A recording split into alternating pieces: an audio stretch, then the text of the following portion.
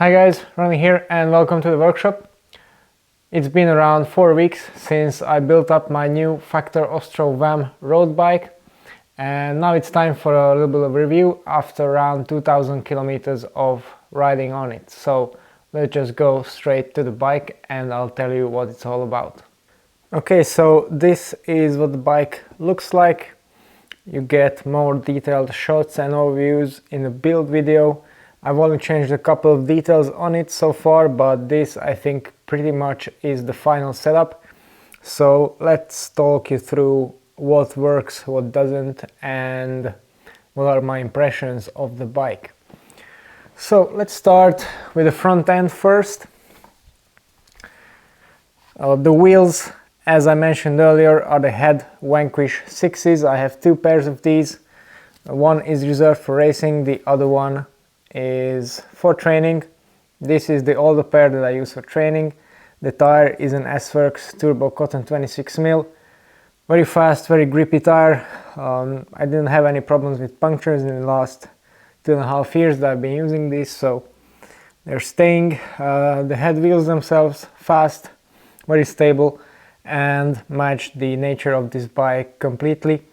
Although now I also have an 80mm for the rear, which I'm going to try, and yeah, that's a slight aerodynamic boost as well, maybe for the flatter courses.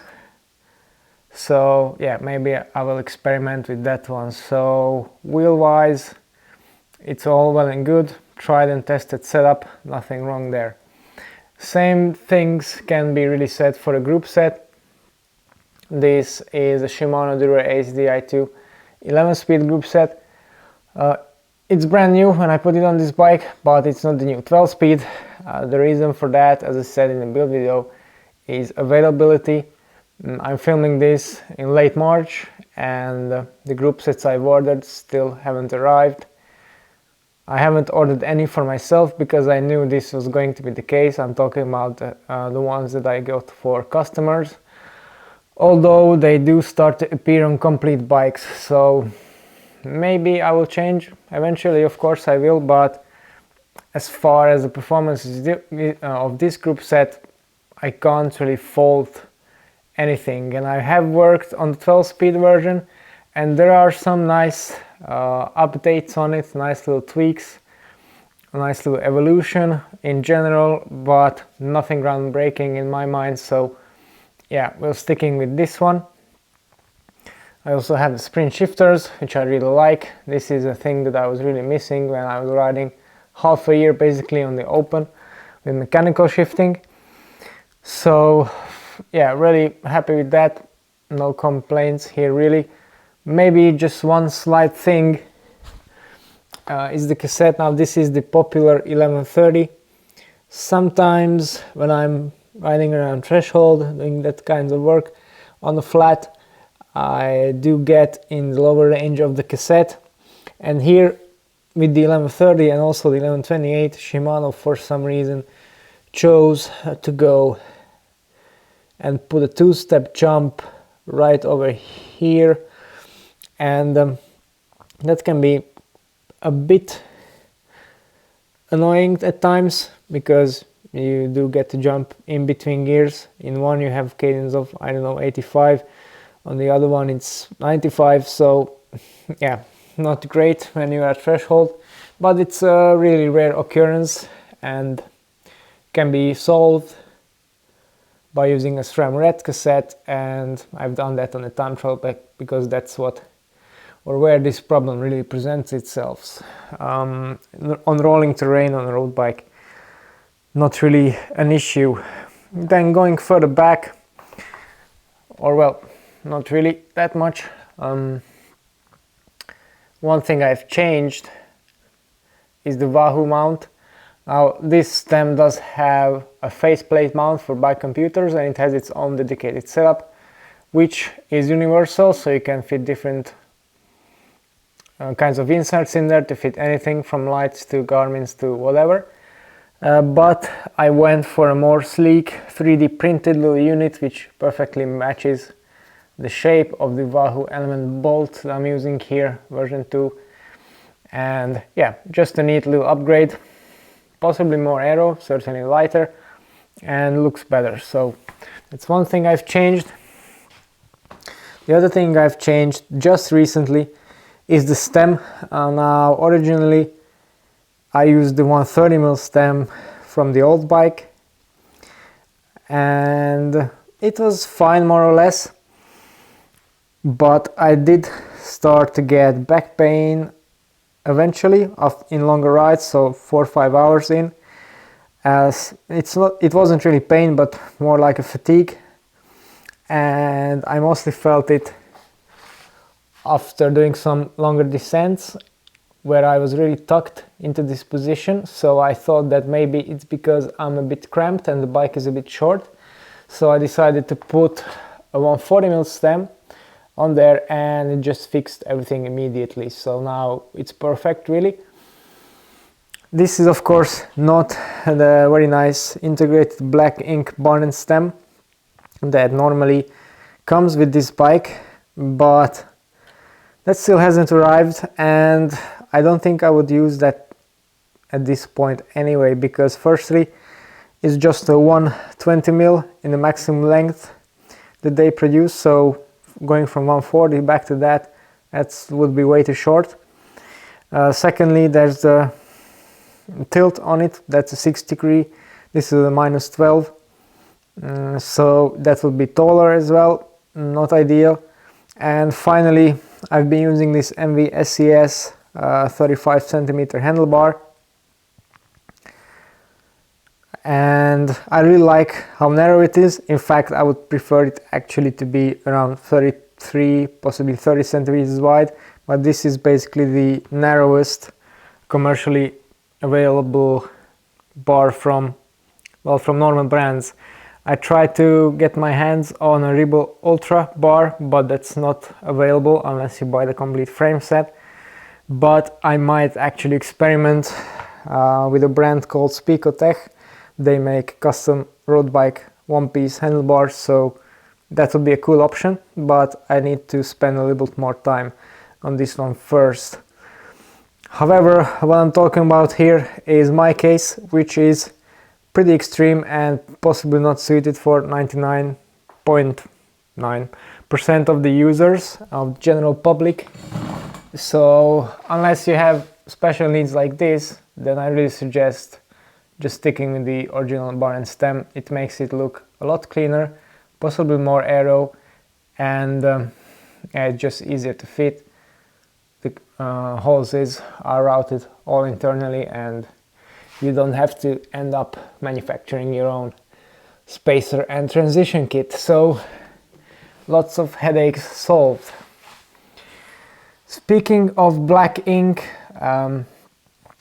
I've changed to the black ink bottle cages just because the old ones on there were worn, and I was waiting for these. These are very nice, hold the bottle very snugly, and are just really slick in design, so perfectly happy with those. And the reason I'm stressing the choice of bottle cages is that all too often I see people at races losing bottles in the middle of the bunch, and it's just really, firstly, impractical because you lose your nutrition, and secondly, dangerous for everyone around you. So you just use secure, high quality bottle cages, folks. You can save someone's day. Then finally, with the finishing kit, we have the saddle. This is a fabric saddle that I still can't remember the name of, but I now have 3 of these on different bikes, and I just love it. It's really perfect for what I use it for. Really comfortable, no chafing, no pressure points, etc. So happy with it and sticking with it. And then we have a couple of little finishing touches for the group set. Obviously I have the K-Edge chain catcher. I use that on all bikes I have equipped with front shifting. It just gives me a peace of mind, although it really is kind of over the top with Shimano Di2 because the front shifting on there is very secure, but you never know. Then towards the back we have the neat direct mount derailleur hanger from factory itself. So not all brands offer this kind of hanger.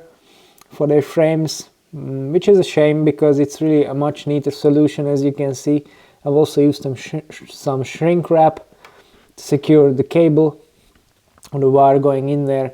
So yeah, very safe, very sturdy setup. And then to top off the rear mech, I have an SLF Motion oversized pulley wheel system in the Aero version, which is very neat and very aero. And of course I like to use this one over ceramic speed because it's made of actual carbon fiber plates instead of just fiber reinforced plastic, so a lot more durable, a lot more tough, and stiffer as well, so better for the shifting quality, of course, which is flawless, should I say. Then we have a big thing that I switched over, and that is the power meter and the whole crank assembly, basically, apart from the chainrings. Those are still Dura-Ace just because of the shift quality. So I've been using Quark power meters with the dub cranks for the past, I would say 2.5 years, so a lot of time on them. And for this year I got an offer from Power2Max to try out their power meters, and I went for this choice simply because of curiosity, I would say. I've never used their products and I've heard a lot of good things and great things actually. So now I went for these instead.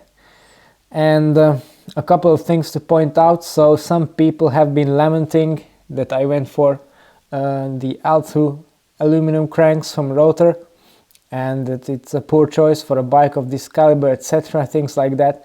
Well, firstly, guys, it's a high-end, intricately machined, light and stiff crankset. It's not like, you know, I've put on a Sora crankset on there, so just, you know, dial back your emotions a little bit. Just because something is made out of carbon, it doesn't automatically mean it's better. Secondly, for me, more than weight, the size of the crank, the length more specifically, is much more important. So on this bike I have 165mm cranks, which is not all that common, and this is a smaller size they make in the carbon version, and even that one wasn't available and probably won't be for a half a year or so. So I just take the extra 80 grams that come with aluminum cranks. Secondly, these are also very tough and sturdy. They have a very hard anodized coating on there, so no worry of scuffing it or damaging it from chain drops, etc. Which was the case with dub cranks. They get scuffed up and damaged from the chain very easily. So yeah, with these, problems solved. And the most important thing, as I said, sizing. This is 165. They also make them 160 and 155, which I'm going to try on the time trial bike. So yeah, no real issues here. As for the power meter itself, it's a spider based unit, which is a great thing. This is the highest end version, the NG, and even more so with the SL variant, which is made for the Shimano Dura-Ace and other chainrings. And this is around 30 grams lighter than regular unit, so it's a nice little saving there. And compared to the Quark, firstly, the thing I like is the internal rechargeable battery. The only real downside of the Quark was sometimes these little console batteries could fail for no apparent reason, which has happened to me at the most inopportune moments. So yeah, with this one, that's out of the way.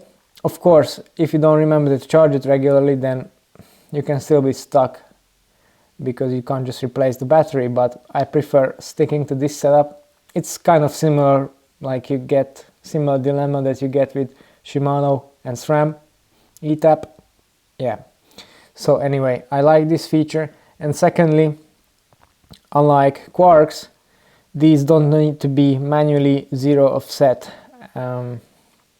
Quark said that they don't need to be with the new versions anyway, but I still did that because I find that it helps. With these, the power meter takes care of that automatically, so you literally just clip in and ride and off you go without needing to worry about anything, which is kind of nice. Of course, after riding many years on Quark, I was afraid there would be a discrepancy in my power and training zones compared to the two, but there is not. So yeah, I'm just happy with that, and don't need to worry about readjusting. So it also means that this is a precise unit, and the Quark is a precise unit as well, I guess. But I will make some proper one-to-one testing when I get my Wahoo power meter pedals. Speaking of the Wahoo pedals, this is the new one again that I got from Wahoo, switching over from the old legacy speed play models, which I've been using for, well, 6 years almost. So yeah, how do they perform? Firstly, the clip in and clip out action, much more secure, much more crisp. The cleat itself is actually exactly the same, but it's a higher quality of manufacturing, so that helps a lot. No real float issues or play issues in there. One thing I did need to change, as I said in an earlier video, is the spindle length to match my old setup, to narrow up the Q factor. I've done that and it works, no problem. Some people did get the axial play thing. That was a problem with these pedals, and unfortunately one of my 6 pedals also suffered from that, but it got replaced by Wahoo in around 2 days. So yeah, no real issues there, and the new ones just keep running smoothly. Secondly, one thing that someone pointed out is that these bearings now get a lot more friction in them compared to the older open bearing design. Well, really, that's the case for first couple of hours of riding. After that, it's the same really. And Wahoo say that the bearings are non-replaceable and non-serviceable. Well, they have to get in the pedal somehow, so obviously that's not the case. If you have some mechanical know-how, of course that will void all of your warranty, and I will not recommend doing that, but can be done, can be changed for lighter grease, can be changed, well, the bearing seals can be removed, so yeah, but I'm not too fussed about that because yeah, this is fine. Maybe on the time trial bike I will experiment with that. So yeah, now these are all the parts covered. Actually, one more thing comes into my mind, and that's about the brakes. So the benefit, or I would say the improvement of the new Dura-Ace group set is more pad clearance at the brakes, but that can be easily achieved by a little trick that I've been doing. I'll put a video up about that separately, so if you'd like to see that, then let me know in the comments. Anyway, because of the old RT900 rotors have been discontinued, I had to use these MT900s, which aren't looking that aero. So yeah, I just prefer the old ones in terms of looks and aero. But I have to say, I was certainly impressed by the way they actually brake. So you get slightly better modulation, in my opinion, and the warping and ticking, etc., those things are gone, really. So yeah, that's an improvement, I guess. Particularly on the road bike, it's nice. On the time trial bike, when you brake, not that much. Not really a deal there. I prefer the more aero version of the old rotors, but here I'm happy with the change. Yeah, so now really it's all the parts covered. Let's talk about the elephant in the room, shall we? So the frame set itself, how it rides, how it performs, and those kind of things. Now, I will not talk about stupid bike reviewer cliches here because I just hate that.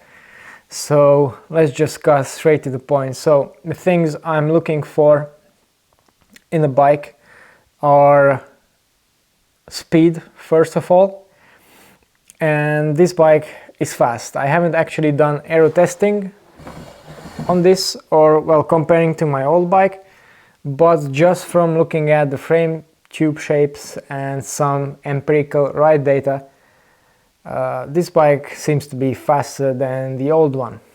And yeah, if you just look at it, the old bike, which was the one beginning with T and ending with RMAC SL7, that one compared to this looks quite ordinary and not that aero. So of course I still didn't get many warm days when I can do comparable results wearing the same skin suit, etc. But yeah, so far on that front certainly seems good.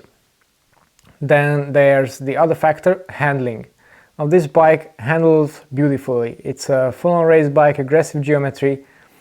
It's nice and planted in descents at very high speeds. It corners very well. So it ticks all of the boxes there. And as I said, well, can't remember exactly where, but somewhere else, the one thing that really struck me about this frame set is the comfort and the ride quality that this has, because it's just sublime really, and it really surprised me. So the way it soaks up road chatter and the roughness of it is really nothing I've previously experienced from a full-on aero race bike. So this just speaks about the quality of the engineering that was put into this frame set, and yeah, I'm really happy with it. So these are the three things that really are important in a bike and can be quantified and I would say rather objectively called. So I'm not going to talk about bullshit here like it's responsive and it climbs well, because well, a bike climbs well if you put 6 watts per kilo or 7 in it. So yeah, bullshit. Anyway, it's a great bike. It's a fast race bike. It's everything you want from a race bike, plus more with the added comfort. So I'm really happy with it and really impressed with the design, and I'm happy that I made this choice that I have for this year. Also, it's really quite practical to live with, because well, the BB is threaded, all the threads on the through axles can be replaced. The derailleur hanger, you get a spare with the frame set. You can change it to a direct mount version. The cable routing, pretty simple. The seat post is simple. The clamp is simple. So really, if I have to nitpick, there are, I would say, 2 things maybe.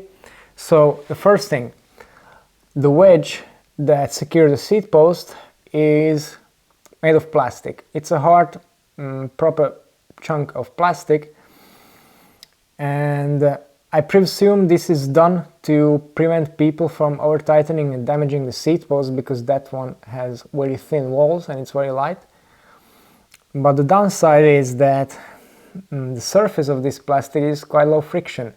So the first ride I went out, I immediately got seat post slip, even after applying rather generous amount of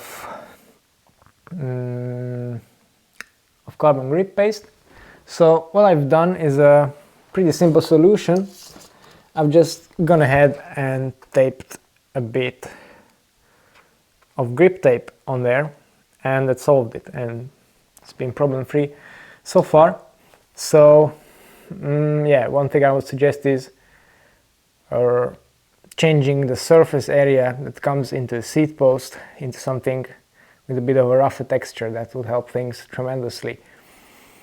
So this is one. Yeah, a mechanic will fix this, or even yourself can fix this for, I don't know, €2 or less than 5 minutes. So that's one. And the second is, it's really super minor, but the through axles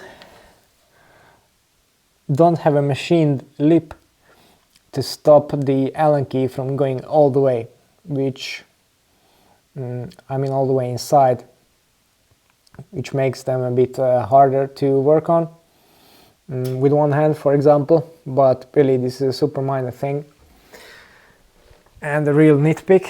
Other than that, regarding the quality of the frame set, etc., I can't really fault anything. The paint job is beautiful and it's been holding up well, so yeah, that's all I can say really.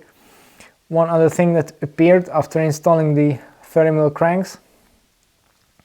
Now one reason I like the DUP cranks and the DUP standard is that you do get the large bearings that you get for 30mm cranks, but you get in most cases a nice little Delrin sleeve that mates the crank axle to the bearing, so that eliminates the risk of dirt getting in there and causing creaks and play and intolerances and creaks.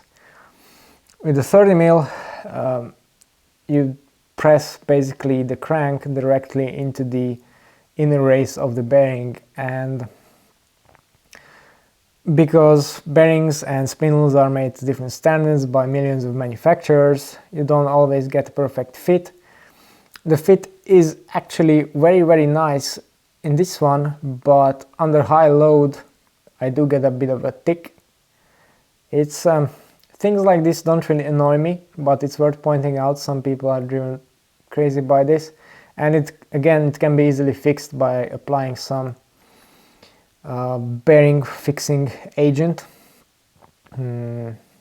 which I regularly use on customers' bikes, and I will probably use it at this point. Well, on this one at some point I meant to say, but yeah, I didn't really have the time for that because it's not that annoying. So yeah, this video is getting quite long now, but I hope I have managed to talk you through about really every aspect and touched on every point that I got commented on Instagram and also on YouTube. So hopefully this solves all those questions. And some final thoughts there: if you're looking for a modern, very well designed, very comfortable, very nice handling road race bike, then this is highly recommended. If you talk price wise, it's more or less the same as the other high-end brands, but I would say it's better than that other bike with the S. It's certainly more unique, and yeah, I'm just happy that I went for this, so thoroughly recommend it. Anyway, this is not the only bike I got from Factor. Actually, I have the LS gravel bike almost built up. It just needs the gravel wheels from head to be finished up. So if you'd like to see more of this one as well, then don't forget to tune into the channel later on and subscribe. Thanks for watching, and see you next time.